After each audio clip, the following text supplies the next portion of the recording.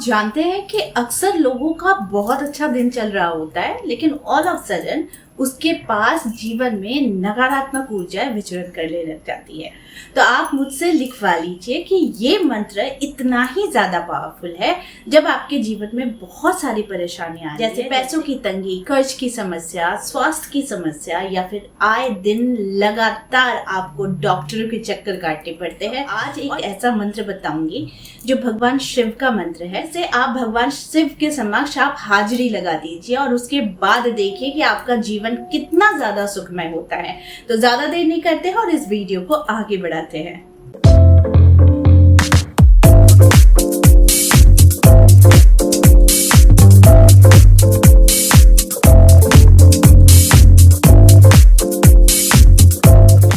आज जिस मंत्र के बारे में बता रही हूँ ये उन लोगों के लिए भी है जो प्रतिदिन पूजा पाठ नहीं कर सकते, लेकिन सिर्फ और सिर्फ अगर सुबह उठकर हाजिरी लगा देते हैं भगवान शिव के समक्ष तो समझिए उसकी सारे कार्य बनने शुरू हो जाते हैं।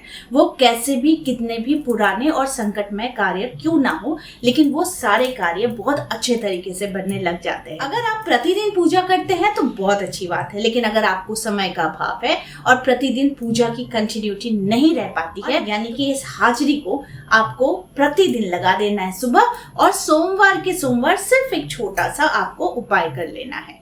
अब इस उपाय को करना कैसे है, यानी कि इस मंत्र को आपको कैसे जाप करना है, वो पहले मैं आपको बता देती हूँ।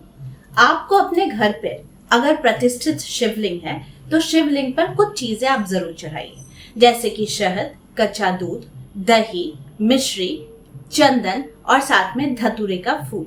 अगर धतूरे का फूल अवेलेबल नहीं है तो आप सिर्फ और सिर्फ उनके प्रिय यानी कि समी का पत्ता भी आप शिवलिंग पर चढ़ा सकते हैं। एक सीक्रेट आपको बता दूं कि कोई बात अगर आपको भगवान शिव जी से मनवानी है तो शिवलिंग पर शमी का पत्ता और शहद जरूर चढ़ाइए, इसका चमत्कार देखने बनता है। साथ ही आपको मैंने कहा हाजिरी लगाने के लिए, तो हाजिरी लगाने के लिए सबसे अच्छा समय होता है ब्रह्म मुहूर्त, यानी सुबह उठते ही आपको ये मंत्र 11 बार कहना है।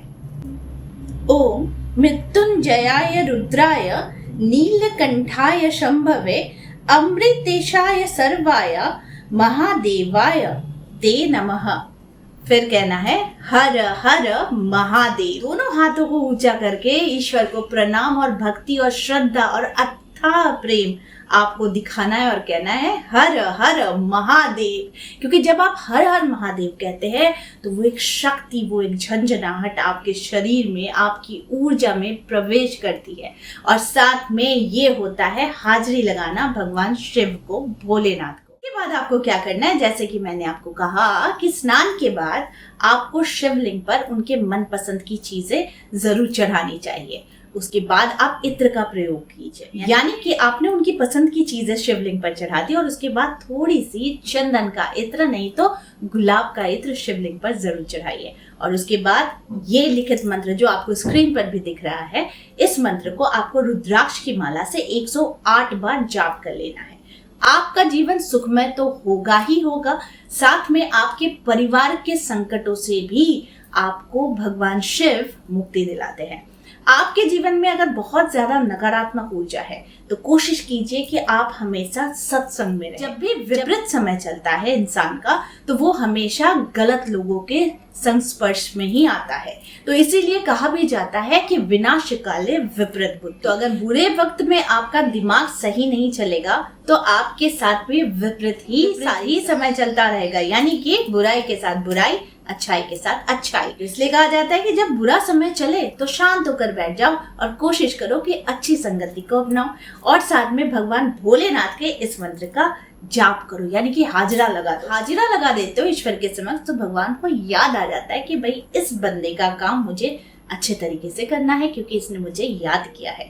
और जब भोलेनाथ आपकी हर एक चीज को मानना शुरू कर देते हैं, यानी कि आप जो मांगते हैं और उसे वो देना शुरू कर देते हैं, तो आपके जीवन में अनायास ही आपके सुखमय जीवन का प्रारंभ हो जाता है। तो इस मंत्र को अगर सुहागन महिलाएं भी करती हैं, वृद्ध, वयस्क, बच्चे, कोई भी अगर जाप करता है अगर किसी की मनपसंद जीवन साथी की भी कामना रहती है, अगर वो कुंवारे लड़की लड़कियां भी इस मंत्र का जाप करती है, तो ऐसा माना जाता है कि इससे उनके जीवन में धन जन के साथ ही जीवन काफी सुखमय हो जाता है और सारी मनोकामनाएं पूर्ण हो जाती है। तो इसीलिए हर दिन सुबह लगा दो हाजिरी और कह दो हर हर महादेव, और साथ में इस मंत्र को 11 बार जाप करके शुरुआत करो दिन की। देखो चमत्कार यानी महाचमत्कार कैसे होता है आपके जीवन में।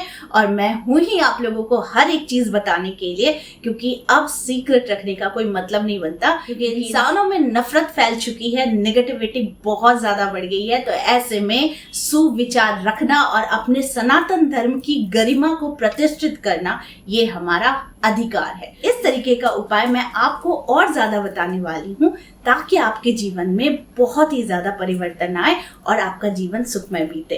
तो आई होप आज का वीडियो आप लोगों को अच्छा लगा होगा। इस तरह के वीडियोस मैं आप लोगों तक लाती रहूंगी। आज के लिए बस इतना ही, फिर मिलेंगे एक नए टॉपिक के साथ। तब तक के लिए आप सबको मेरा प्यार भरा नमस्कार।